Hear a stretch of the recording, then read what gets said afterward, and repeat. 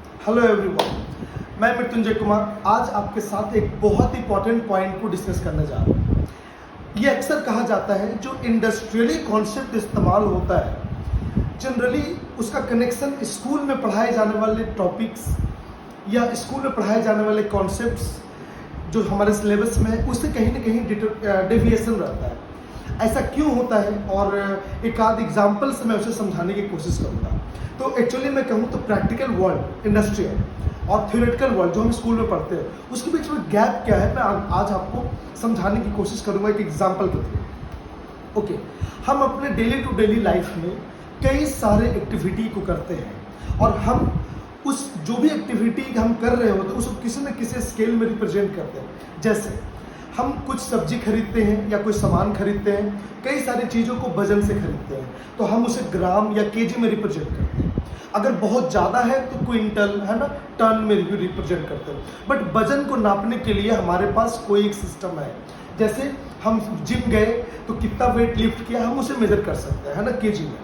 उसी तरीके से आपकी हाइट कितनी है, आपके दरवाजे की हाइट कितनी है, आपका बेड का लेंथ कितना है, ठीक है। तो किसी भी लंबाई को रिप्रेजेंट करने का हमारे पास कई सारे मेथड है, जैसे मीटर में, किलोमीटर में, सेंटीमीटर में, डेसीमीटर में, ठीक है। वैसे ही करंट फ्लो होता है, हम उसे एम्पियर में रिप्रेजेंट करते हैं। ओके, तो हम कहीं ना कहीं अपने स्कूल में ये बहुत अच्छे से पढ़े हैं कि अगर नंबर है केमिकल सब्सटेंस का उसे मोल में रिप्रेजेंट करते हैं, किसी लंबाई को मीटर, किलोमीटर, है ना, सेंटीमीटर, अगर कोई वजन है तो केजी, ये हम बहुत अच्छे से जानते हैं। टेम्परेचर है तो केल्विन, सेल्सियस। बट एक एस्पेक्ट है जिसको आपने कभी नहीं सोचा और वो बहुत इंपॉर्टेंट है, इंडस्ट्रियली उसका बहुत बड़ा इम्पैक्ट है और उसके बिना मुझे नहीं लगता कोई भी इंडस्ट्री चलती है। बट कभी ये पढ़ाया नहीं जाता है और कभी कोई बच्चा ये कभी पूछता भी नहीं है। ओके, तो आज मैं आपको एक बहुत इंपॉर्टेंट एस्पेक्ट की तरफ लिया जा रहा हूँ और वो है हार्डनेस।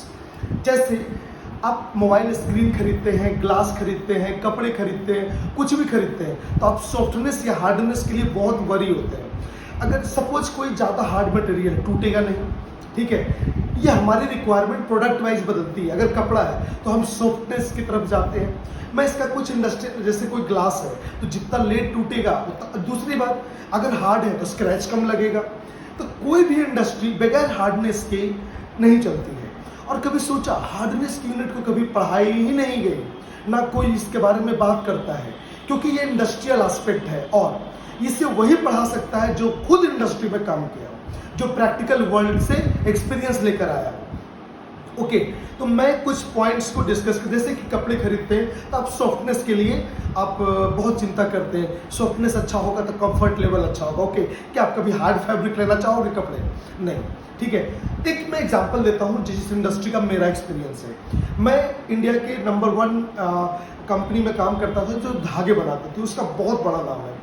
जो भी टॉप ब्रांड्स आप सुनते हो, नाइक, एडिडास, उसके लिए रॉ मटेरियल तैयार करती थी, यानी इसको इंडस्ट्रियल भाषा में यार्न कहा जाता है, आप इसे धागा कह सकते हो, इतना तो अलाउड है। ओके, जो कंपनी धागा बनाती है वो ऐसे पैकेज को तैयार करके जो कपड़ा बनाती है, जो मैं पहना हुआ हूँ, आप पहने हुए, उसको भेजा जाता है। फिर यहाँ से धागा खुलेगा और उससे कपड़ा बनेगा। अगर मैं इसको ज़्यादा टाइट मशीन से पैक कर दिया तो क्या होगा, छोटे से कंटेंट में ज़्यादा धागा जाएगा, बट इसके खुलने में इशू आएगा। अगर जब खुलने में इशू आएगा तो स्पीड प्रोडक्शन की कम हो जाएगी, धागे टूटेंगे, क्वालिटी बहुत ख़राब हो जाएगी। मतलब हमारा, जैसे मैं R&D हेड था अपने जो प्रोडक्शन हाउस था, मैं R&D रिसर्च एंड डेवलपमेंट को, प्रोडक्शन को, जो प्रोडक्शन हाउस था उसके रिसर्च एंड डेवलपमेंट डिपार्टमेंट को लीड करता था। मेरा एक ये भी काम था कि जो गुड्स जैसे जापान जाना है या चाइना जाना है तो मेक श्योर कि इसका जो हार्डनेस है वो इसी प्रिस्क्राइब्ड रेंज में है या नहीं, वरना अगले यूनिट में प्रोडक्शन करने में स्पीड कम हो जाएगा, ब्रेकेज बढ़ जाएगा। ये आप स्कूल के बच्चों को थोड़ी प्रॉब्लम हो सकती है, बट ये इंडस्ट्रियली बहुत मायने रखता है।